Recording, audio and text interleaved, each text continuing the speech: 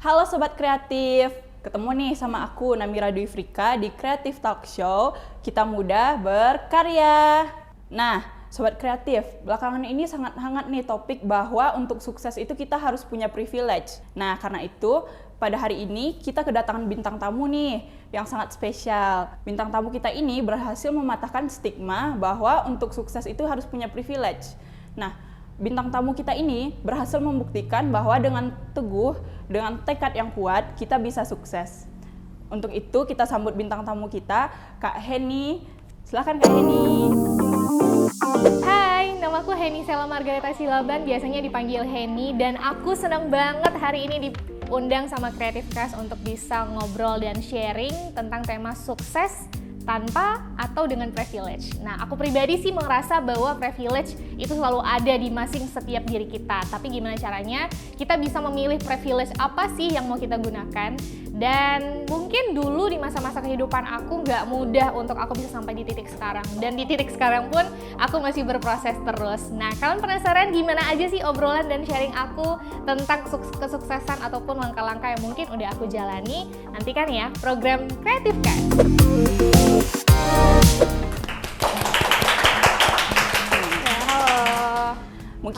Halo. Nah, mungkin Kak Heni boleh memperkenalkan diri dulu nih. Oke. Kenalin, nama aku Heni Sela Margareta Silaban. Kemarin baru saja menyelesaikan studi Fakultas Hukum Sarjana di Universitas Riau. Jadi panggilannya sih Kak Heni aja. Kak Heni aja. Oh, Ya. aku Namira, Kak. Halo. Oke, halo Namira. Yaudah, kita duduk dulu. Oh iya, boleh ya. Nah, Kak Heni, belakangan ini kesibukan kakak apa sih kalau boleh tahu? Kesibukan sekarang kerja. Oh, kerja.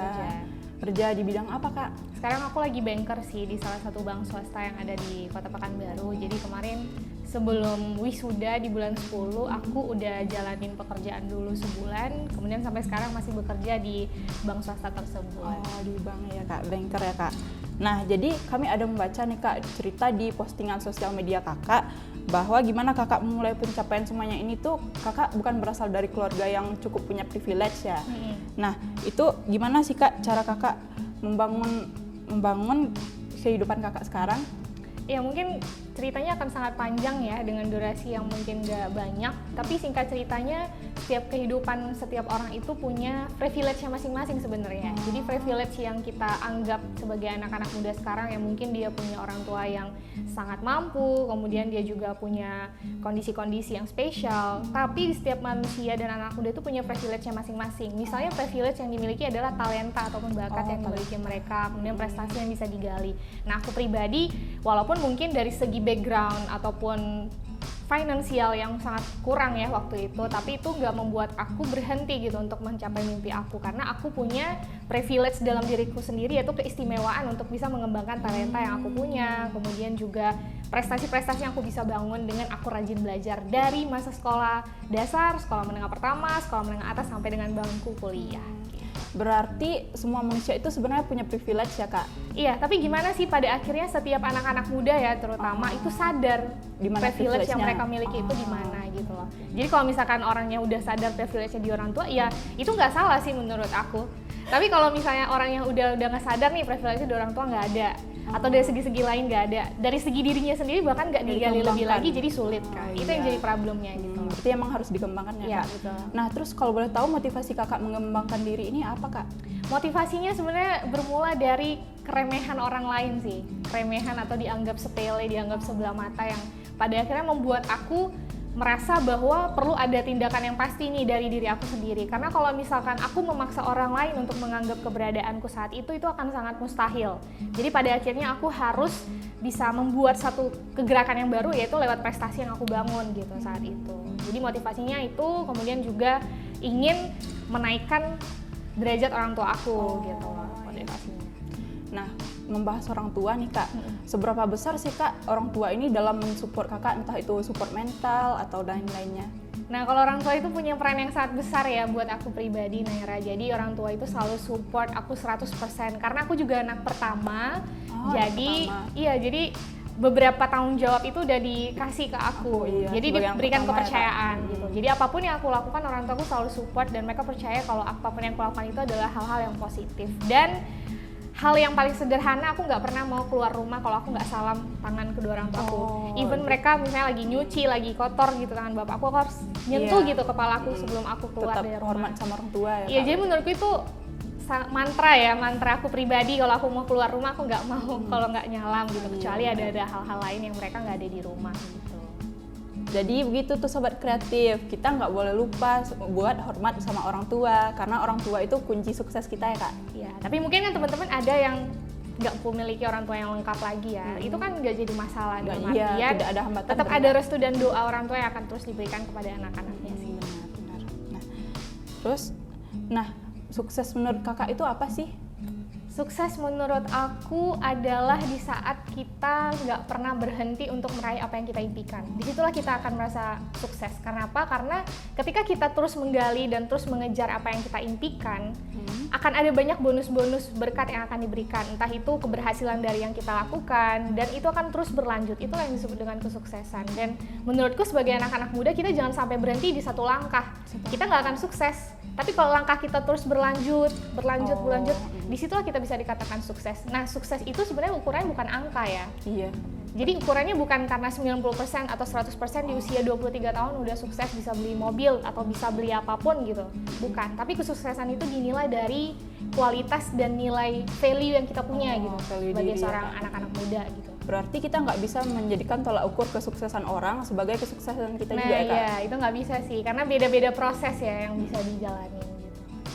Nah, gimana sih Kakak menanggapi kalimat sukses karena privilege itu?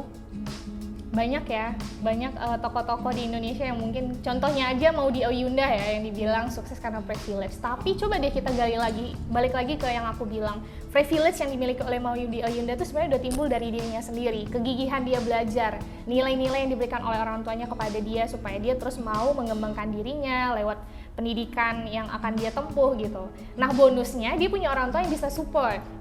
Bonusnya. Jadi menurut aku nggak ada salah sih sukses dari privilege yang dimiliki oleh setiap orang, di mana orang tersebut bisa gunain privilege-nya itu dengan hal-hal yang positif. Dia akan jadi masalah kalau privilege-nya malah digunakan untuk hal-hal yang negatif, misalnya untuk pada akhirnya dia nggak bisa mencoba satu pintu atau satu usaha yang harusnya dia coba sama derajatnya dengan orang lain gitu. Oh, berarti kuncinya balik ke diri kita sendiri ya Kak, gimana kita menyikapi apa yang udah kita punya. Karena kan itu bonus ya, itu anugerah sih menurut aku. Anugerah yang nggak bisa kita tolak, tapi kita bisa usahain dan kita bisa olah untuk bisa kasih benefit atau manfaat yang positif untuk diri kita sendiri. Nah, kalau melihat aktivitas Kakak di sosial media, nah Kakak ini kan aktif di debat mahasiswa dan juga di pemilihan duta Kak. Nah, itu kan berkaitan sama bidang public speaking ya. Nah, jadi gimana sih cara Kakak menemukan keahlian Kakak di bidang public speaking ini? Dari kecil sih, jadi dulu waktu SD itu Bapak selalu berani belajar untuk ngajarin aku berani untuk ngomong sama orang lain, sama orang asing. Disitulah aku melatih diri aku untuk bisa berani dulu. Karena sebenarnya modal dari public speaking itu adalah berani ya Kak. Kalau dia nggak berani, dia punya ilmu di kepala pun atau dia tahu apa yang mau dia bilang, tapi kalau dia nggak berani nggak akan ada yang bisa keluar. Jadi kuncinya berani dulu. Nah, kenapa akhirnya aku tahu bahwa talenta yang Tuhan kasih ke aku itu adalah public speaking? Ternyata aku adalah orang yang suka bicara, suka untuk sharing gitu, suka untuk bisa mengungkapkan sesuatu. Itulah yang akhirnya aku gali di SMA. Aku ikut salah satu ekskul debat, namanya Klub Debat Semansa. Berarti debatnya udah dari SMA ya Kak? Iya, dari SMA kelas 1 menjelang kelas 2. Aku gelutin sampai akhirnya semester akhir kemarin di bangku perkuliahan. Oh, di perkuliahan. Berarti setelah tamat kuliah ini nggak lanjut di bidang debat lagi Kak? Udah pensiun ya kalau bahasa ininya. Iya Kak. Kalau kita lihat di postingan sosial media Kakak nih, Kakak ini kan aktif di bidang debat dan duta ya. Itu kan berkaitan sama public speaking. Nah, jadi gimana sih Kak akhirnya Kakak menemukan bahwa bidang Kakak itu adalah di public speaking ini gitu loh? Iya, semuanya berawal dari waktu aku masa sekolah dasar itu Bapak selalu ngajarin aku untuk berani bicara dulu sih. Pada akhirnya aku terbiasa dengan pola untuk berani ngomong, karena public speaking itu dasarnya itu adalah berani gitu. Kalau kita punya pengetahuan pun atau kita tahu apa yang mau kita bilang tapi kita nggak berani untuk mengungkapkannya, itu sama aja enggak. Nah, akhirnya di masa sekolah aku mulai aktif tuh kalau misalnya belajar, acungin tangan, kemudian pas presentasi, jawab dasarnya tuh mulai dari zaman sekolah itu udah ada ya Kak? Betul, di masa-masa kelas. Kemudian akhirnya di masa SMA itu kan mulai explore diri lebih banyak ya lewat ekskul gitu kan. Ikutlah salah satu klub debat. Disitulah yang buat value aku tuh makin bertambah kalau oh iya aku seneng nih sama public speaking. Di masa kuliah ikutlah ajang-ajang perdutaan, kemudian kemarin terakhir ikut Bujang Dara. Bujang Dara. Iya, Keren ya Kak.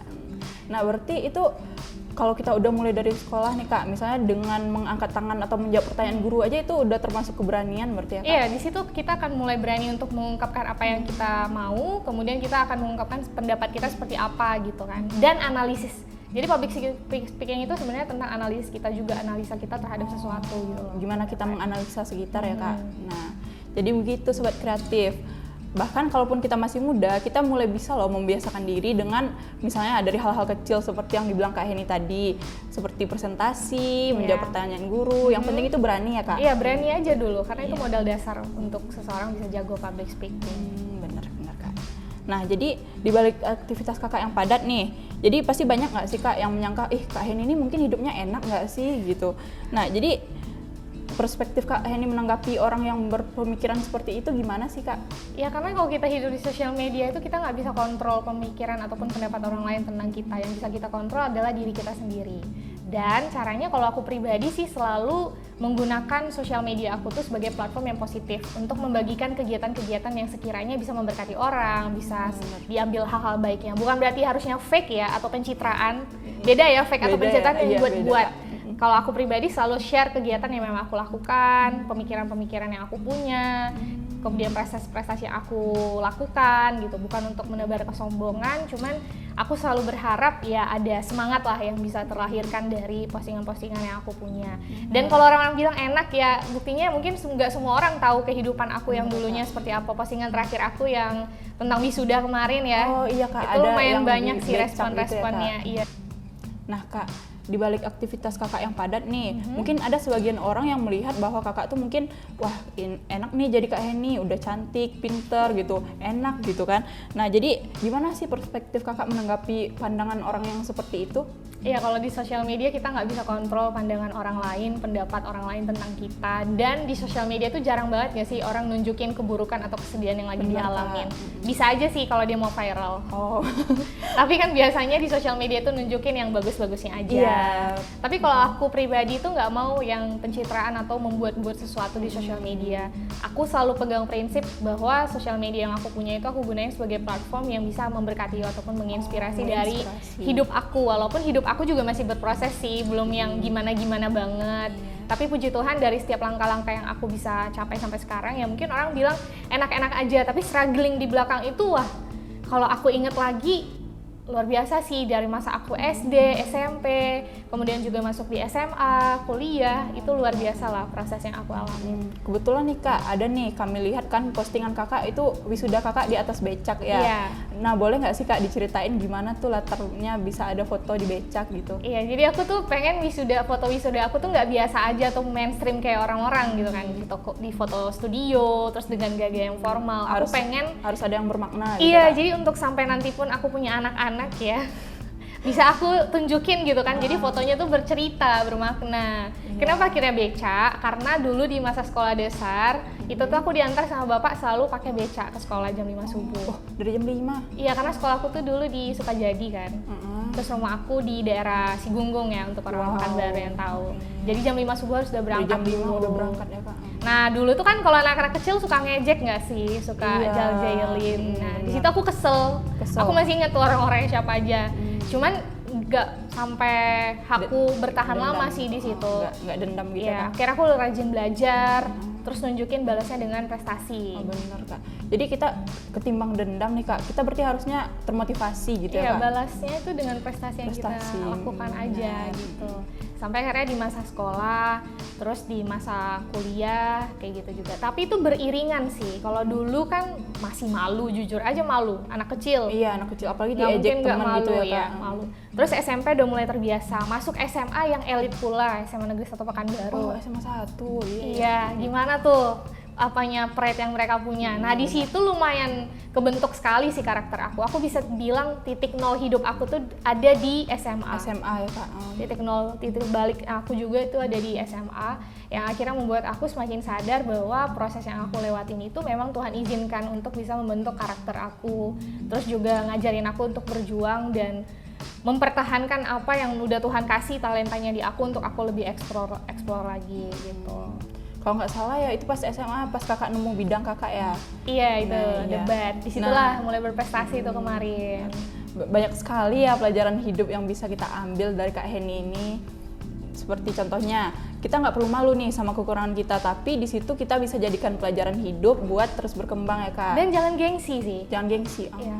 jangan Kalau aku tuh paling pantang banget gengsi karena hidup kita bakal sekali aja, masa muda kita cuma sekali. Jadi coba aja apapun itu, karena nggak akan ada kerugiannya. Percaya deh sama aku, karena kalau kita coba, kalaupun kita nggak langsung berhasil, plusnya itu atau bonusnya itu kita dapetin adalah proses. Oh, proses bener. Kemenangan ataupun hasil yang bagus itu tuh bonusnya aja. Bonusnya. Nah di kuliah pun aku begitu kan, aku sambil part time kan kerja kuliah. Part-time juga ya Kak. Iya, sambil kerja. Waktu itu aku jadi penyiar radio. Aku Oh, berjalan oke. dari awal kuliah sampai aku selesai Fakultas Hukum kemarin, aku akhirnya resign dari penyiar radio. Resign. Aku sempat juga jadi barista, terus juga aku coba di wedding organizer, Banyak terus juga aku coba di coffee shop, itu lumayan banyak sih yang aku coba. Lumayan untuk hitung-hitung nambah-nambah income, terus ngisi-ngisi waktu, terus aku juga ikut-ikut lomba kan. Jadi gimana caranya supaya aku sibuk aja lah gitu. Oh, nah itu Kak, di tengah kesibukan itu tuh kan kakak ada juga yang nyambil kuliah ya. Nah itu pernah nggak sih kakak merasa jenuh? Terus kalau kakak jenuh tuh gimana sih caranya biar kakak bangkit semangat lagi? Jenuh ya? Kalau jenuh sih aku jarang sih ngerasa jenuh. Tapi mungkin normal lah untuk manusia ngerasa jenuh. Paling kalau aku ngasih istirahat ke diri aku, jeda gitu untuk aku bisa recharge energi aku lagi dan aku bangkit lagi. Aku selalu kasih deadline sama diri aku. Oh, deadline. Oke Han, hari ini boleh sedih males-malesan dulu. Oke Han, segala macem. Tapi besok udah harus lagi nih, harus besok up lagi lanjut nih, ya. kayak gitu. Jadi kasih deadline ke diri aku untuk aku bisa tahu nih jenuhnya. Kalau emang jenuh dan malas. Tapi biasanya kalau kita ngelakuin apapun yang kita suka, nah Mira suka apa? Misalnya suka apa? Suka denger lagu sih Kak. Suka denger lagu. Pasti nggak bosan nggak sih?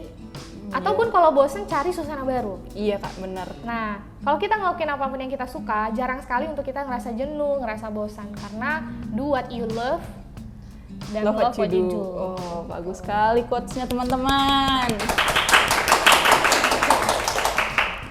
Nah, jadi itu kuncinya ya. Kalau teman-teman sobat kreatif nih ada yang ngerasa jenuh, seperti yang dibilang Kak Heni itu, do what you love and love what you do. Iya, gitu. Nah, terus Tapi mungkin banyak yang bingung, aku juga bingung nih, aku suka apa? Nah, itu yang jadi problemnya kan? iya, karena Tapi belum itu bisa menjadi digali diri. dengan lakuin aja yang sekiranya sehari-hari itu apa. Kadang-kadang itu timbul aja sendiri. Oh, berarti yang penting itu kita menggalinya itu ya Kak? Iya, jangan diem aja. Jangan diem, biarkan diri kita ini bergerak segimananya berjalannya waktu gitu. Nah, dibalik padatnya kegiatan kakak nih, gimana sih cara kakak membagi waktu antara pekerjaan, di bidang lain, membagi waktu untuk diri sendiri dan keluarga? Itu gimana sih Kak cara kakak men-timing, membagi sistem waktunya? Nah, kebetulan karena ini bicara diri aku sendiri ya, aku terbiasa dengan time management yang aku tulis di notebook aku sendiri. Kalau dikumpulin notebook aku mungkin ada banyak lah, notebook kecil itu loh. Oh, yang kecil-kecil. Iya, aku selalu bikin list to-do list aku apa, terus di hari ini atau di minggu ini aku akan melakukan apa, di bulan ini aku akan melakukan apa. Nah, biasanya aku akan bikin skala prioritas. Apalagi dulu di zaman kuliah, semester 1, 2, 3 tuh padat pagi sampai sore.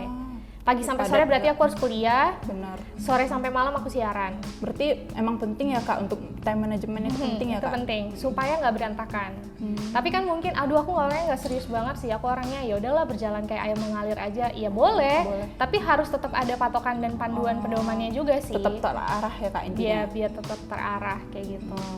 Dan aku pun aktif di kegiatan pelayanan, kemudian lomba, organisasi, komunitas. Nah, itu biasanya aku buat skala prioritas yang aku bilang tadi. Misalnya ada yang bentrok nih, bentrok. Nah, aku akan selalu berusaha untuk mengkomunikasikan.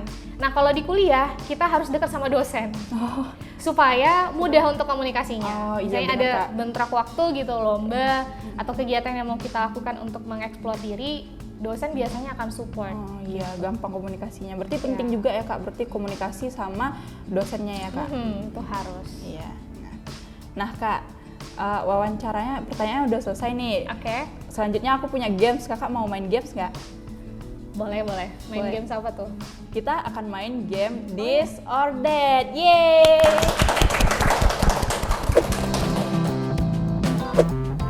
Nah, sobat kreatif, kita kan mau main games nih. Jadi aku bakal jelasin rules-nya dulu ya Kak. Nah, nanti aku bakal ngasih kakak 2 pilihan, Oke. dan kakak harus milih salah satu. Nggak Satu boleh milih ya? dua-duanya ya kak. Nah, langsung aja nih kak, pilihan pertama. Kakak pilih karir atau pendidikan? Karir. Karir. Nah, yang kedua itu kakak pilih belajar sendiri nih kak, atau belajar sama teman-teman? Sendiri. Sendiri. Nah, berikutnya yaitu kakak pilih suasana desa atau suasana kota? Desa. Desa.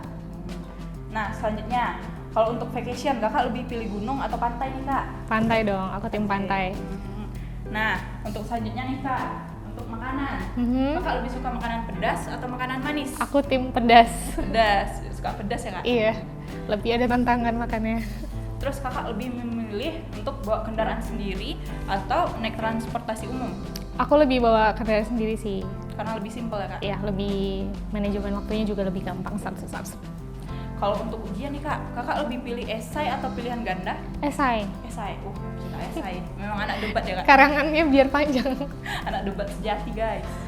Nah, selanjutnya kakak pilih sesuatu itu terjadwal atau spontan? Terjadwal. Terjadwal. Terus kakak pilih sunrise atau sunset? Pilihan yang sulit ya. Cinta matahari. Sunset deh kayaknya. Sunset. Nah, terus kalau untuk buku kakak lebih suka novel atau komik? Aku nggak suka komik, jadi aku prefer Pilih novel. Sastra ya kak? Iya. Nah, terus yang terakhir nih, yang paling penting. Iya. Kakak lebih pilih kerja sesuai passion atau cuan number one? Kerja sesuai passion. Kenapa kak, kalau boleh tahu? Nggak mau stres. Kalau kita stres, cuan juga nggak akan. Cuan Nggak mungkin ada juga. ada, tapi kita nggak akan nikmatin hidup gitu loh. Nikmatin hidup. Paling penting nikmatin hidup. Kalau kerja udah sesuai passion, pasti cuan akan mengikuti. Cialah. Ya, jadi gitu guys gamenya. Yeay! Nah, thank you nih kak, udah seru-seruan sama Sobat Kreatif. Wah, aku juga seneng banget nih tadi milih ya, walaupun sulit banget Iya, milihnya. kak harus milih salah satu dong. Iya. Selanjutnya, kita akan balik ke panggung. Nah, Sobat Kreatif, kita udah nyampe nih di penghujung acara. Nah, untuk Kak Heni, mungkin ada nggak Kak pesan-pesan yang akan disampaikan nih untuk Sobat-Sobat Kreatif kita? Pesan-pesan yang mungkin aku akan sampaikan ya, khususnya anak-anak muda ya ini audiensnya ya. Iya. Jangan pernah untuk takut mencoba segala sesuatu yang kalian inginkan. Terlepas dari bagaimana hasilnya, ya udah coba aja dulu. Coba. Berani. Berani. Kemudian yang kedua, jangan gengsi. Kalau kita gengsi, kita nggak akan pernah dapetin apa yang kita mau. Kemudian yang ketiga adalah ya restu orang tua itu paling penting sih. Orang tua untuk kita selalu mengkomunikasikannya sama orang tua.